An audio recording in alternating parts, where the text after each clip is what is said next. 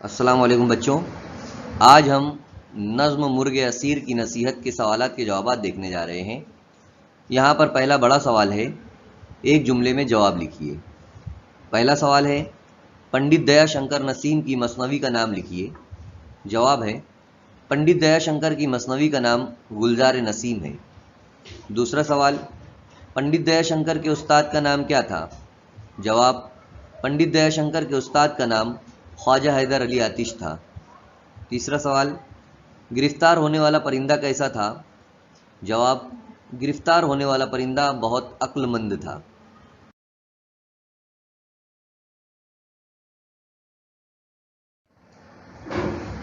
سوال نمبر 4 ہے، عاجز ہو جانے پر ہمیں کیا کرنا چاہیے؟ جواب، عاجز ہو جانے پر ہمیں ہمت نہیں ہارنا چاہیے۔ پانچواں سوال ہے، پرندے کے بازو کھلتے ہی کیا ہوا؟ جواب، پرندے نے تڑپ کر اپنے پروں کو باہر نکالے۔ چھٹا ہے، کس کی غفلت نے پرندے کو چھڑایا؟ جواب، صیاد کی غفلت نے پرندے کو چھڑایا۔ ساتواں سوال ہے، کس کی بات پر فوراً یقین نہیں کرنا چاہیے؟ جواب ہے، کسی بھی ضرورت مند جسے آپ اچھی طرح سے نہیں جانتے، اس کی باتوں پر فوراً یقین نہیں کرنا چاہیے۔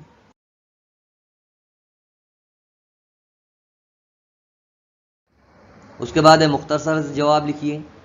پہلا سوال ہے، پرندے نے اپنے بارے میں صیاد کو کیا بتایا؟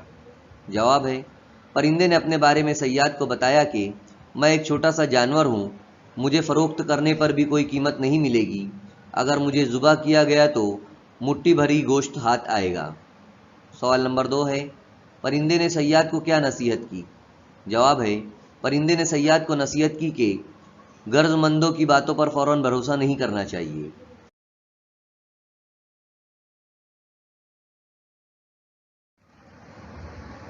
درج ذیل شعر کا مطلب بیان کیجیے۔ آتا ہو تو ہاتھ سے نہ دیجیے، جاتا ہو تو اس کا غم نہ کیجیے۔ مطلب اس طریقے سے ہے، پرندہ شکاری سے کہہ رہا ہے کہ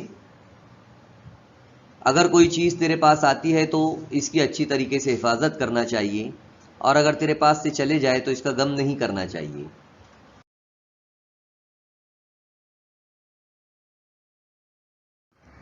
اس کے بعد سوال ہے، غور کر کے بتائیے، پرندے کو دوبارہ پکڑنے کے لیے صیاد نے کیا کیا ہوگا؟ جواب، پرندے کو دوبارہ پکڑنے کے لیے صیاد نے دانے کھلانے کا لالچ دیا ہوگا، میٹھی میٹھی باتیں کی ہوں گی، اور جال ڈال کر پکڑنے کی کوشش کی ہوگی۔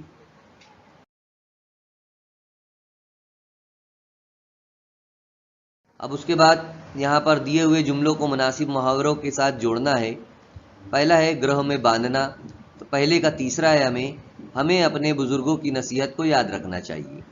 اس کے بعد دوسرا ہے بے دام کا غلام، بے دام کا غلام، آپ کے بے شمار احسانات نے ہمیں خرید لیا ہے۔ تیسرا ہے لاسا لگانا، تو اس کا دوسرا جواب رہے گا اپنا کام نکالنے کے لیے اس نے بہت لالچ دی۔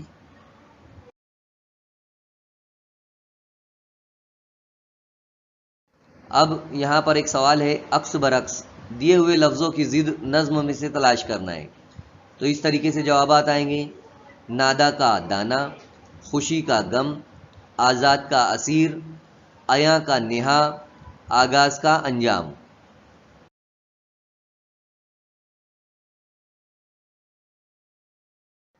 اب یہاں پر ہمارا آخری سوال ہے، اگر میں پرندہ ہوتا تو کیا؟ 15 سطروں میں ایک مضمون لکھنا ہے، اگر میں پرندہ ہوتا۔ جواب ہے، ٹھنڈی ہواؤں کے جھونکوں کے ساتھ، سمندروں کی لہروں پر، درختوں کی ڈالیوں پر، رنگ برنگی پھولوں پر، اور آسمان کی بلندی پر میری پرواز ہی میرے سپنوں کو پورا کر سکتی ہے، اور میرا سپنا ہے ایک پرندہ بننا۔ ایک ایسا پرندہ جو ڈالیوں پر جھولا جھولے، جو مزیدار پھل کھائے، پھلوں سے رس چوسے۔ میں ایک ایسا پرندہ بننا چاہتا ہوں جہاں میرا بھرا پورا خاندان ہو، ہم جنگل کی پہاڑوں کی وادیوں میں درختوں پر اپنا آشیانہ بنا کر رہیں، اس سرسبز و شاداب جنگل میں میٹھے پانی سے بہتے ہوئے جھرنوں اور ندیوں میں غوطے لگائیں، اور اس میٹھے اور ٹھنڈے پانی سے اپنی پیاس بجھائیں، جہاں کسی شکاری کا آنا جانا نہ ہو، اور ہمارے گھونسلے ہر مصیبت سے محفوظ رہیں۔ میرا دل چاہتا ہے کہ میں بھی پرندہ بن کر مہکتے ہوئے پھولوں کے پاس جاؤں، لچکتی ہوئی شاخ پر بیٹھ جاؤں، پروں کو اپنے ہواؤں میں ہلاؤں، نرم نرم گھاس کو اپنا بچھونا بنا لوں۔